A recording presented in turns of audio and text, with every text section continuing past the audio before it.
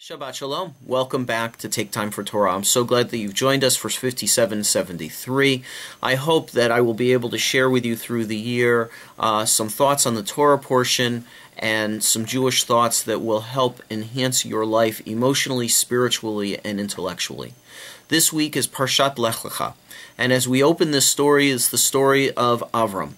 And Avram is told by God to go to this place that he will show you, and to make it your home.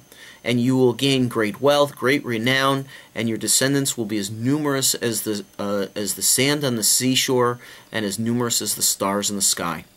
And so that's the story. Avram makes his way, and he does. He gains great wealth.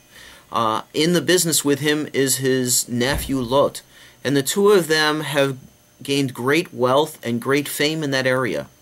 And their herdsmen begin to quarrel because, you see, their business has grown to such a level that there's nowhere else to grow. You know, sort of like a corporation that sees that their stock is so highly valued that they can't grow it any further. So instead, what do? They split it. And in a sense, that's what Avram and Lot do. They split their business. And Avram says to Lot, you go south and I'll go north, or you go north and I'll go south. And Lot, standing in the middle of this area, looks around, and he says and Lot chose for himself, as chapter 13, verse 11 says, so Lot chose for himself the whole plain of the Jordan, and Lot journeyed eastward. And thus they parted from each other. And the Midrash picks up on this word eastward, Mikedim. And it says, the Midrash teaches that this word Mikedim can also mean Mikadmono Shel Olam, that Lot journeyed distant from the Ancient One. In a sense, he journeyed closer to Sodom and further away from God. Now you can see where this is going. Sodom was a place of great sinning. It was a terrible, decadent place. It was most known how inhospitable it was for wayfarers and for guests, a value that was very important to Avram, that he made important for his whole clan. And so there's where the split in value is.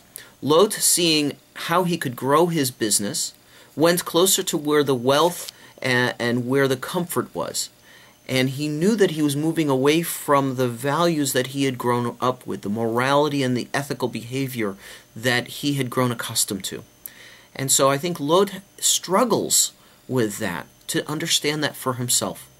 It's a struggle that not unlike that we know of today. You know, we all are concerned with how is it that we create wealth for ourselves. We could be the first generation that earns less than our parents did here in this country. And so in thinking about that idea, we have to think about what's truly important to us.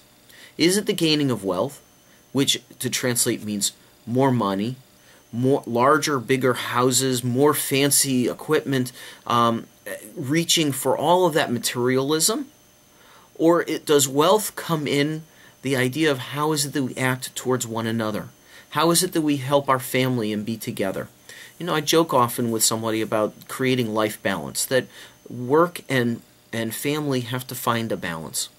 And this week I read in the New York Times an article about not work-life balance, but work-life integration out in Silicon Valley.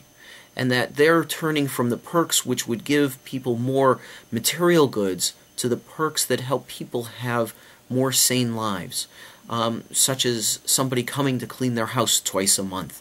You know, it's the small things in life that we have to worry about and think about as individuals and as a family. To me, I think we have to work towards the wealth of family, the wealth of integration between our work and our home life, in a sense, creating easier lives for ourselves so that we can spend our time doing that which is most important, being with our family, being with our community, reaching beyond ourselves to help others. You know, when we're so worried about making ends meet, we don't worry about how we can enjoy just an afternoon together as a family. And that's where we see the future growth.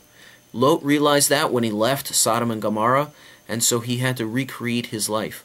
So the Avram lesson that I take this week is creating work-life integration in a way that gives us a higher quality of life. It may not give us more wealth, of funds or materialism, but it gives us wealth of spirit and emotion. Shabbat Shalom. Shabbat Shalom.